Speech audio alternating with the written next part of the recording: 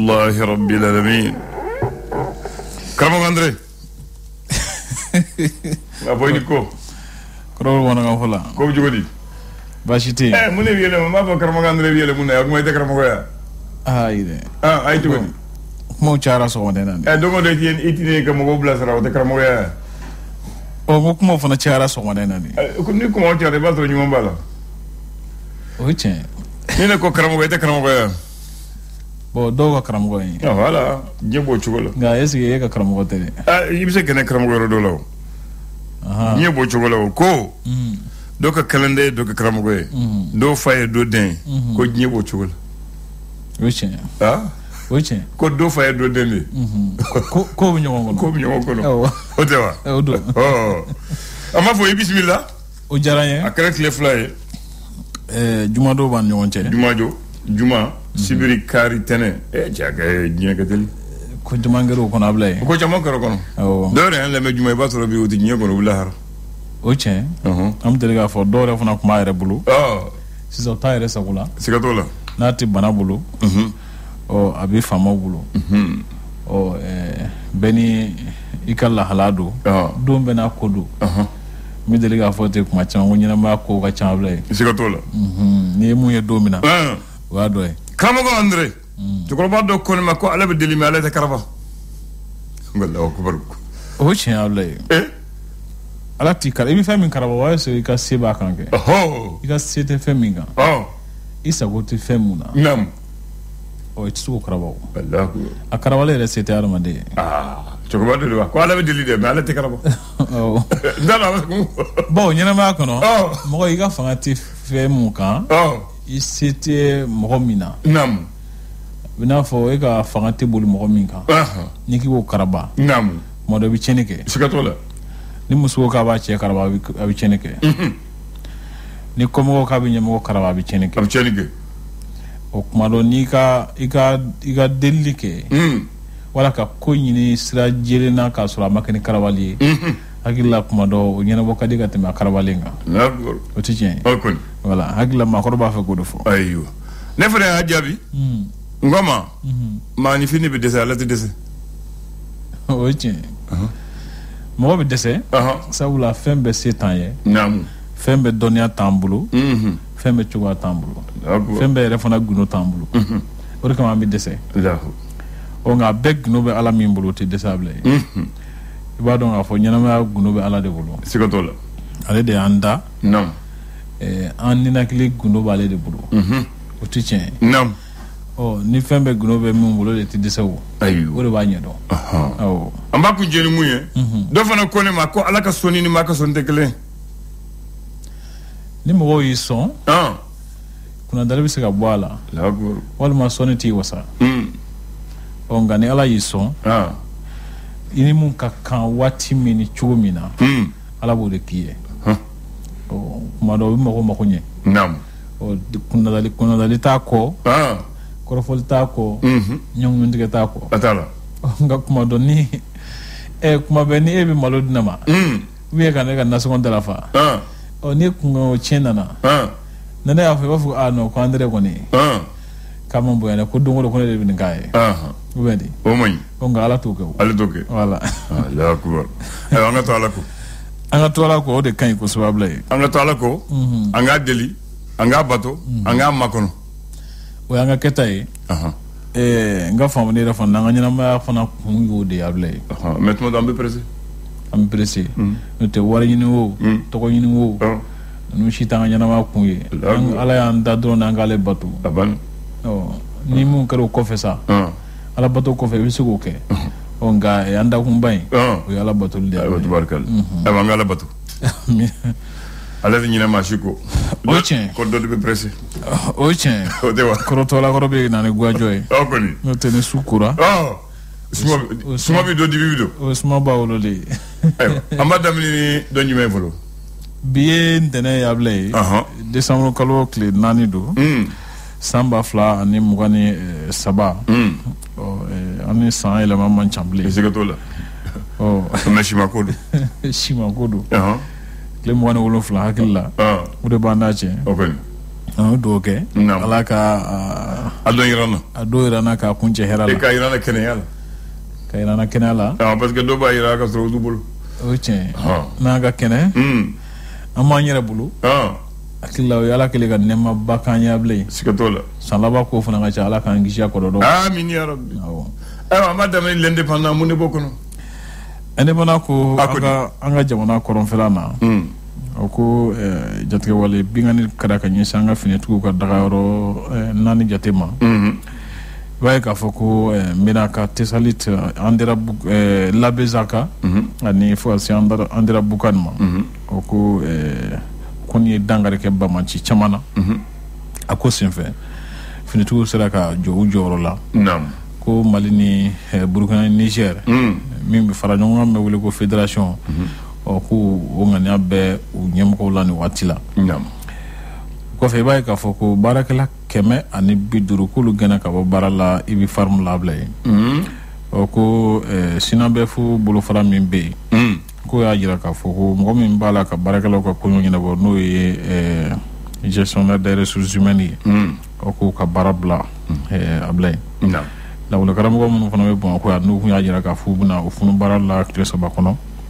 n'o ye grève ye ko u seginna ko ɲɔgɔn faamuya nana u ni ɲɛmɔgɔw ni ɲɔgɔn cɛ a bila yen. o da ka di u bɛɛ la. o ye tiɲɛ. le républicain. ale ko Mali ni Niger ni Burkina o ko kan ko ministres o k'u ye ɲɔgɔn ye Bamakɔ yan nɔ o k'u ye fɔkafilɛ min kɛ o de k'a fɔ ko jamana 3 in ka fara ɲɔgɔn kan ka kɛ jamana ba kelen ye. an ka kungo kɔnɔ baganw bɛ se ka lakana cogo min na o ko Mali b'a la ka kungo surasi dɔw ani kungo dɔnbaga dɔw mɔgɔ 30 jate k'olu kalan min b'a to u bɛ se ka sama minnu bɛ an ka kungo kɔnɔ guruma kɔnɔ ka se ka olu lakana cogo min na bila yen. les éléphants du guruma. i b'a ye fana k'a fɔ ko kalata ko sira kan kulu min bɛ wele ko modèle Mali olu ye a ɲini jamana marabagaw fɛ k'u ka waati dɔ fɔ jamana ɲɛma kalata kan ka kɛ waati min na kunnafoni di cogo minnu bɛ kɛ bɔlɔlɔ siraw kan ni ɲakili bɛ se ka bɔ a la n'o ye cybercriminalité ye ko appel Mali mɔgɔw y'a ɲini ko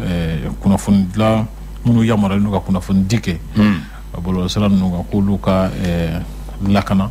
olu ni tɔw kana gosi ni bere kelen ye. o kɔni a kana kɛ fiɲɛtɔ bere ye. awɔ. le malien fasoden. ale ko jamakulu faralen ɲɔgɔn kan ko de b'a to laɲiniw bɛ sabati. ko Mali ni Niger ni Burkina u y'o de faamu k'u ye u tɛgɛ di ɲɔgɔn ma. i b'a ye fana k'a fɔ ko Mali finitigiw k'u ye mɔgɔ faga bingani dɔ bali ka sira sɔrɔ ka dangari kɛ Bamaci caman na Muruja dɔgɔkun laban tɛmɛnen na o kɔfɛ ko jatigɛwale kɛlɛ hukumu kɔnɔna na k'i b'a ye k'a fɔ ko jatigɛwale kulu ɲɛmɔgɔ dɔw ani sema ɲɛmɔgɔ dɔw ko nɔminali taara ka ɲɛsin olu ma Mali kiiritigɛso fɛ. l'essor faso ka fasiri. ale ko hakilijagabɔ bɔ kɛnɛ bɛna sigi waati nata na a tɛna mɛn bilen Mali ni Irisi ni ɲɔgɔn cɛ walasa an ka baara bolodaba dɔw bɛ olu bɛ se ka sira sɔrɔ cogo min na dɔ ye engrais ko sigili ye sen ka jamana in kɔnɔ ani taji olu bɛ se ka na an ka jamana kɔnɔ nɔgɔya cogo min na ko kuma bɛna k'o kan ani tɔgɔma fɛrɛ min bɛ wele ko Transway ni o ye mɔgɔ ta ka mɔgɔw ta ka taa n'u mɔgɔw ye u ka yɔrɔw la Bamakɔ kɔnɔ yan nɔ ko sigi sen kan ani an ka pankurun so n'o ye compagnie aérienne ye ko fana kuma bɛna kɛ ani satellite ni o ye kibaruyaw dicogo sira kura min bɛ yen nɔ sisan o sun o bɛ se ka sigi an ka jamana tɔgɔ la cogo min na o kuma fana b'a la bila yan ni fo ka taa se kuranko gɛlɛya min fana Mali kɔnɔ ko fana kura kumaw b'a la ko Irisi kodɔnmaba dɔw makɔnɔnen dɔ Bamakɔ waati nataw la ko a tɛna mɛn. tubarikali. i b'a ye fana k'a fɔ ko sida kɛlɛli hukumu kɔnɔ a bila ye ko caman kɛra nka ko kɛlɛ ma ban fɔlɔ Mali samatasɛgɛ musomanw senandolaci sira kan ko kani min ka ɲi ka taa muso kunda olu ɲɔgɔn kun bɛ warawalali hukumu kɔnɔna na o ku ye mun jira ko koni yu ko seku no ka dongo jira blanda le sama bo ayo le Sphinx ale ko kenyere kalanso ko sirakan ki va ka foko o clé ale ye dans que le semaine min konnana aye gundu chamambo gundu munu ma yira ka fo fiembe ku chamana kalanso ko ina kalanso ya yamoda sebon fo ta se musa ko witeme sira munu fe ko fiembe ku chamana wa ku ye la yini chama fona ke mimba to ko bi la clé o ko fe ba fona ka fo ko du kuluku nyamuga summa ko direction des domaines du cadastre ale ko ala fasa to mbala ka murusa non tege kono ko police ne janamu ya nyini ka foko sharaki sendo akula ablay nam l'indicateur du renouveau ko sida be demiseni ba ta ani flala mali kono halisa akewala dira sida kele do nyanamali hukumu kono ko fe bamako la ko karamugo kunya jira ka fu ubina funu bara la clé sama bonyango kono o ku ye o bo amma naam iba fana ka fo G5 Sahel ko Mali ko fe ko Burkina fana Niger datu ka bo Ali Issa ni ale soroko do mabaya wule ko inspecteur des finances ko ale sugandira ka bla bon ko mbere ba kuna ko baram be sisa ka ko lu ngina bo yani ka to kulu min ganga sigino délégation spéciale yani ka to ko ka se ka sigi 5 ans ablandan nam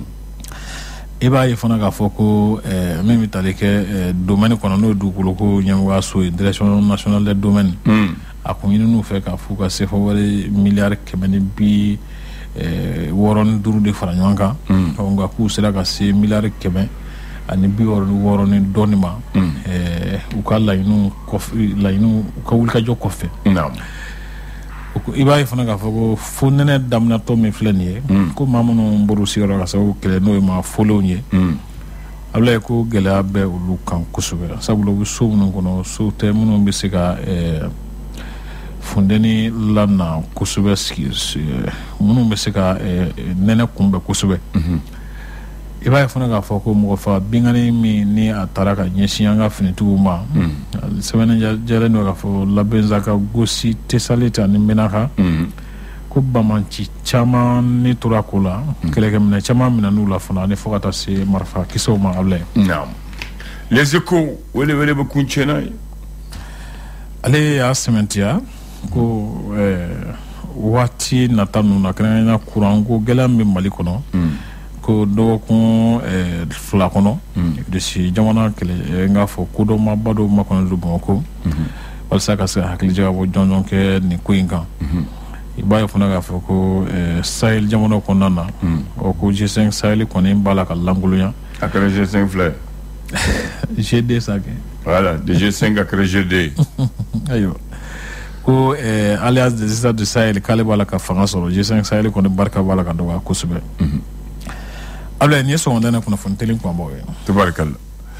bon André non stade 26 mars boy rodon irma jo ani ma waru kan ga so manja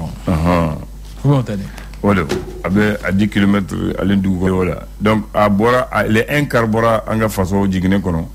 les notre caro c'était un prêt du gouvernement chinois pour la République du Mali allez balontan terrain kelemba kono au gazonelendo. Il y a un terrain annexe à côté. Il y a une piste d'athlétisme de 8 couloirs avec tartan. Il y a salle de tennis de table, des grands espaces, les vestiaires. Ok. Devant, il y a une statue d'un aigle qui signifie le symbole de l'emblème du football malien. Et beaucoup d'espaces où on peut garer des voitures. Ça, c'est à l'origine. Mais si ça n'y est 6 ans, à toi, chocolat. What we know, il y a joke à d'ailleurs les mots de foyer. Parce que dobna fo non parce que terrain balançant non adaile ndo watu mina fo moko ka fo o adaile watu kodo kimora de ni o kibare de ni voilà fo moko ko fam donc maintenant abi yoro mina watu mina oui basket terrain kala oui école yere ka kono voilà tu as vu il y a une espèce de ba kono il y a une GS ba krefe où est basket terrain de la Cairo, fendo la main, que couloir la main, que basket quel terrain que qu'on fait donc autant à la foule. La voilà, c'est ça. Voilà, donc allez de Bamako, ballon temps terrain belle bail voilà, mais terrain foule t'allez de, foule est Wenzen Koulibaly, on va Afrique Ascension, 1928, à Flana et Bouvier. Bafou Mamadou Konaté, 1954. À Sabana et Mamadou Modibo Keïta, 1967. Allez de Nani. Mais Halisizan, Mogo Modibo Keïta le fait parce que Fonchama be Kara Oyorol. Allez Funaga sur Mogolo. Akasuru Mogol. Voilà. Donc tu vas faire quoi de fouille. Bachitala. Initié. Aba. Ala Don Reira. Amin ya Rabbi. Papa, Canal Plus de Godard, initié. Imado Mromena Kanikono. On a se ka siri dubanw lajɛ filmu baw jɛmu ka dumanw ni farikolo ɲɛnajɛw non tiɲɛ la a dan don san yɛlɛma ɲɛnajɛw bɛ Canal Plus kan ka ban wa daminɛna ni fanga ye ka décodeur d'aw ma 1000 installation bɛ k'aw ye fu k'a daminɛ formule évasion na chaîne 300 ni kɔ denbaya bɛɛ lajɛlen kama wa n'a y'a sɔrɔ aw abonnelen don ka ban n'a y'aw réabonné aw ka formule la an bɛ tile 15 tu Canal Plus d'aw ma fu falaki n'a y'aw réabonné aw ka formule la Maman, ni me jaye ça. nga ɲɔ bi ɲɔbugu ta kan b'a la dɛ. Une promo exceptionnelle à ne pas rater sur la fibre optique à domicile de Move Africa Malitel. Jusqu'au 31 décembre 2023, Move Africa Malitel vous offre gratuitement le routeur et les frais de mise en service de la fibre à domicile pour naviguer sereinement, regarder les meilleures vidéos en streaming et passer des moments inoubliables avec toute la famille grâce à une connexion ultra rapide et un débit stable allant jusqu'à 400 mégabits par seconde. Et ce n'est pas tout. Profitez également des appels gratuits et illimités vers tous les fixes nationaux et des minutes de communication offertes à un numéro mobile. Le tout à partir de 15 000 francs CFA par mois seulement. Rendez-vous vite en agence. Offre disponible dans la limite de la zone de couverture. Move Africa Malitel, un monde nouveau vous appelle. Le flash. Le flash d'information avec la rédaction de Clédou Info.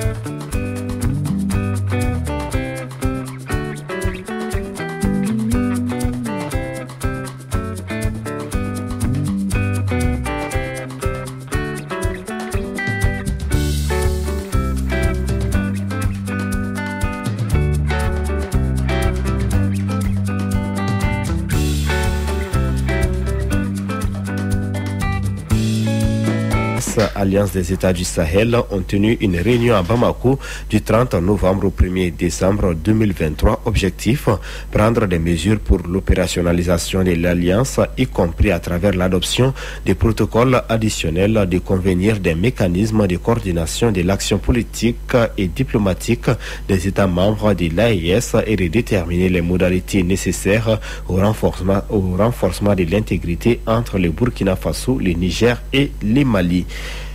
Fin d'émission de la 28e équipe médicale chinoise au Mali, la 29e équipe qui la remplace au cours d'une cérémonie tenue vendredi à Bamako. Cette mission vise à appuyer les personnels médicaux maliens dans les services de soins des populations maliennes.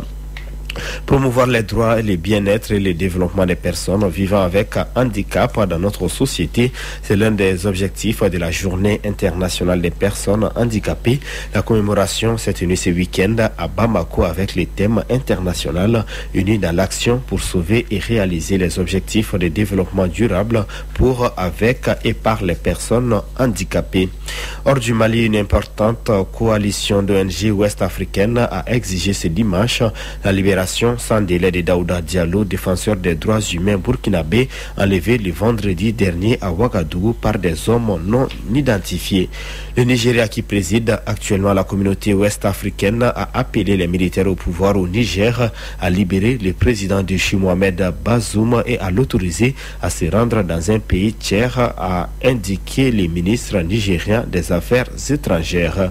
Un mot de sport, les U17 allemands sur les toits du monde après leur sacre à la Coupe du Monde face aux Français au tir au but 4-2 après durée à la fin du temps réglementaire. C'était le samedi dernier. Quant au nôtre, il termine sur le podium après une large victoire face aux Argentins 3-0 le vendredi dernier. Les Aigles U17 terminent donc cette compétition à la 3e place.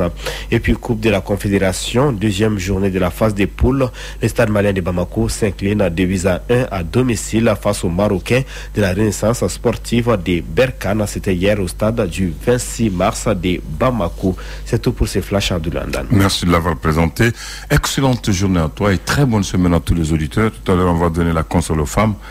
Tout à l'heure, on va retrouver Mariam Sangré Tomdala pour la Rendiri, l'émission, et la console, ce sera avec Fatou Sanogo. Moi, je vous dis